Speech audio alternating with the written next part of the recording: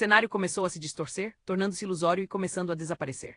Depois que Klein deixou seu estado de sonho, sua visão se adaptou à escuridão da sala. Ele sabia que com 1 libra e 10 solis, o que equivalia a 30 solis por semana, Benson não tinha facilidade em sustentar a casa de acordo com os padrões de uma família comum.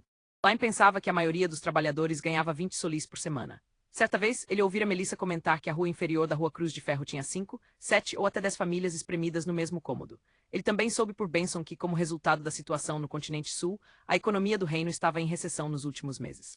Klein sabia que uma empregada com alimentação e alojamento fornecidos poderia ganhar entre 3 solis e 6 centavos a 6 solis por semana. Ele estendeu a mão e beliscou sua glabela. Ficou em silêncio por um longo tempo, até que Sidney lhe perguntou: "Policial, você não vai dizer nada? Os psiquiatras que eu procurei sempre falaram e fizeram perguntas para mim em tal situação.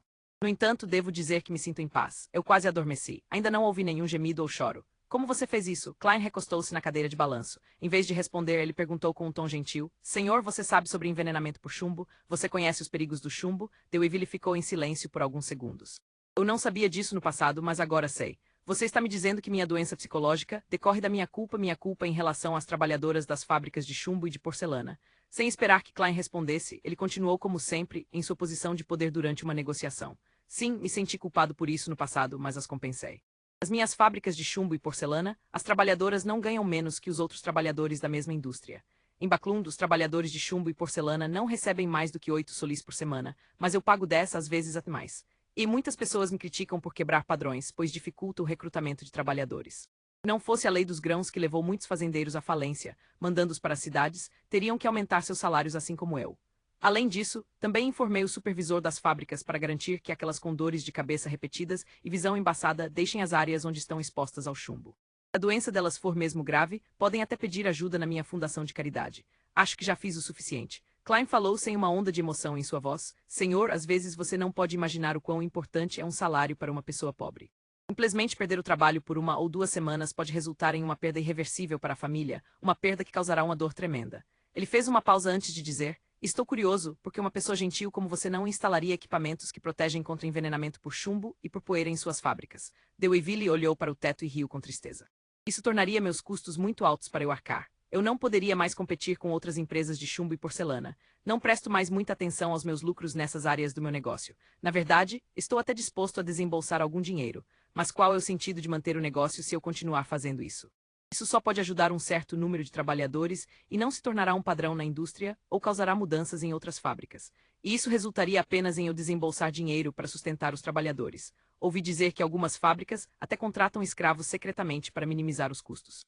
Klein cruzou as mãos e disse após um momento de silêncio: "Senhor, a raiz de sua doença psicológica vem do acúmulo de culpa, apesar de você acreditar que a culpa se desvaneceu e desapareceu com o tempo. Não teria nenhum efeito visível em circunstâncias normais, mas há algo que provocou você e liberou todos os problemas de uma vez. Algo que me provocou." "Não estou ciente de tal coisa", Deweyville disse intrigado, mas com convicção. Klein permitiu que a cadeira balançasse suavemente enquanto explicava com um tom gentil: "Você adormeceu por alguns minutos agora e me disse uma coisa. Hipnose." Deweyville deu um palpite como sempre fazia. Klein não deu uma resposta direta e, em vez disso, disse: "Certa vez, você viu uma garota morrendo a caminho do trabalho enquanto você estava em sua carruagem. Ela tinha morrido por envenenamento por chumbo. Ela era uma de suas trabalhadoras que esmaltavam porcelana enquanto ainda estava viva."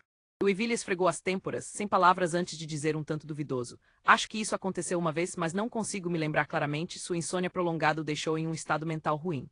Ele só conseguia lembrar vagamente de ter visto tal cena. Ele pensou por um momento, mas desistiu de sobrecarregar seu cérebro. Em vez disso, perguntou: "Qual era o nome daquela trabalhadora?" "Bem, o que eu quis dizer foi o que devo fazer para curar minha doença psicológica." Klein respondeu imediatamente: "2 coisas. Primeiro, a trabalhadora que morreu na beira da estrada se chamava Leigh Walker. Foi isso que você me disse. Ela foi o gatilho mais direto, então você tem que encontrar os pais dela e dar a eles mais compensação. Segundo, espalhe informações sobre os perigos do chumbo nos jornais e revistas. Permita que sua fundação de caridade ajude mais trabalhadores que sofreram com os danos. Se você conseguir se tornar um membro do parlamento, pressione para promulgar leis neste domínio." Deweyville sentou-se lentamente e riu de maneira autodepreciativa. "Eu farei todo o resto, mas para promulgar uma lei, e acho que é impossível, pois ainda há competição de nações fora do nosso país. A criação de tal lei apenas colocaria toda a indústria no país em uma crise. As fábricas iriam à falência uma a uma e muitos trabalhadores perderiam seus empregos. Organizações que ajudam os pobres não podem salvar tantas pessoas." Ele lentamente saiu da cama e ajustou o colarinho. Então, olhou para Klein e disse: "A Leigh Walker, certo? Farei com que Cullen recupere de imediato informações sobre ela da empresa de porcelana e encontre seus pais. Policial, por favor, espere comigo e avalie continuamente meu estado mental." Tudo bem, Klein levantou-se sem pressa e alisou seu uniforme xadrez preto e branco da polícia. Às 11 da manhã na sala de Deweyville. Klein sentou-se no sofá em silêncio enquanto olhava para o homem e a mulher sendo guiados para dentro de casa pelo mordomo Cullen. Os dois convidados tinham pele manchada, rugas já tecidas em seus rostos. O homem tinha uma leve corcova enquanto a mulher tinha uma verruga sob a pálpebra. Eles pareciam quase idênticos aos que Klein tinha visto através de Alley, apenas mais velhos e abatidos. Eles estavam tão magros que eram quase por osso. Suas roupas estavam velhas e esfarrapadas. Klein até soube que eles não poderiam mais continuar morando na rua inferior da Rua Cruz de Ferro. Klein sentiu um vento gelado começar a espiralar através de sua percepção espiritual. Ele beliscou sua glabela e lançou um olhar para Deweyville. Não se sabia quando uma figura branca, translúcida e contorcida apareceu atrás dele. Bom dia, excelentíssimo senhor, os pais de Alley foram extraordinariamente educados. Deweyville esfregou a testa e perguntou, vocês dois são pais de Alley Walker. Ela também não tem um irmão e uma irmã de 2 anos. A mãe de Alley respondeu com medo, o irmão dela quebrou a perna no porto há algum tempo. Deixamos ele cuidando da irmã em casa. Deweyville permaneceu em silêncio por alguns segundos antes de suspirar. Minhas mais profundas condolências pelo que aconteceu com Alley. Ao ouvir isso, os olhos dos pais de Alley imediatamente ficaram vermelhos. Eles abriram a boca e disseram um ao outro, obrigado por sua boa vontade. A polícia nos disse que Alley morreu de envenenamento por chumbo. Esse é o termo, certo? Ou minha pobre criança, ela tinha apenas 17 anos. Ela sempre foi tão quieta, tão determinada. Você enviou alguém para visitá-la antes e patrocinou seu enterro. Ela está enterrada no cemitério Rafael. Deweyville olhou para Klein e mudou sua postura sentada. Ele se inclinou para a frente e disse com um tom sério, na verdade foi um descuido nosso. Eu tenho que me desculpar. Eu considerei que preciso compensar vocês e compensar a lei.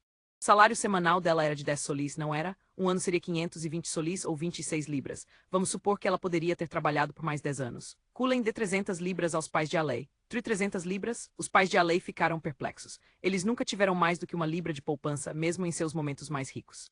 Não foram só eles que ficaram atordoados. Mesmo as expressões dos guarda-costas e empregados na sala também eram de choque e inveja.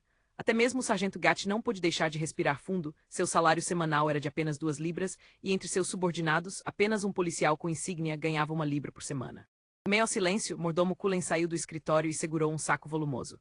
Ele abriu o saco e revelou pilhas de notas de dinheiro, algumas de 1 libra, outras de 5 libras, mas a maioria de 1 ou 5 solis. Ficou claro que Deweyville tinha feito seus subordinados receberem troco do banco antes. É uma expressão da boa vontade de Deweyville, Cullen entregou o saco aos pais de Alley depois de receber a confirmação de seu mestre. Os pais de Alley pegaram o saco e esfregaram os olhos, olhando para ele incrédulos. Não, isso é muito generoso, não podemos aceitar isso, disseram eles enquanto seguravam o saco com força. Deweyville disse com uma voz profunda, isso é o que Alley merece. Vê, você realmente é um cavaleiro nobre e caridoso. Os pais de Alley se curvaram repetidamente em agitação. Eles tinham sorrisos em seus rostos, sorrisos que não podiam reprimir. Eles elogiaram o cavaleiro repetidas vezes, repetindo os mesmos poucos adjetivos que conheciam. Continuaram insistindo que Alley ficaria grata a ele no céu. Cullen, mande-os para casa. Ou leve-os ao banco primeiro. Deweyville soltou um suspiro de alívio e instruiu seu mordomo. Os pais de Alley abraçaram o saco com força e caminharam rapidamente em direção à porta sem parar. Klein viu a tênue figura translúcida atrás de Deweyville tentar estender as mãos para eles, esperando partir junto, mas os sorrisos dos pais eram anormalmente radiantes. Eles não esperaram. Essa figura ficou mais fraca e logo desapareceu por completo. Klein também sentiu que a sensação fria no salão de hóspedes voltou ao normal no mesmo instante. Começo ao fim, tudo o que ele fez foi ficar sentado em silêncio, sem expressar sua opinião. Policial, me sinto muito melhor. Agora você pode me dizer por que meu mordomo, servos e guarda-costas também podiam ouvir os gritos e gemidos. Isso não deveria ser apenas uma doença psicológica minha, certo? Deweyville olhou para ele com curiosidade. O inspetor Tolley, que conhecia a verdade subjacente, ficou nervoso no mesmo momento. Klein respondeu sem muita expressão. Em psicologia, chamamos esse fenômeno de histeria coletiva.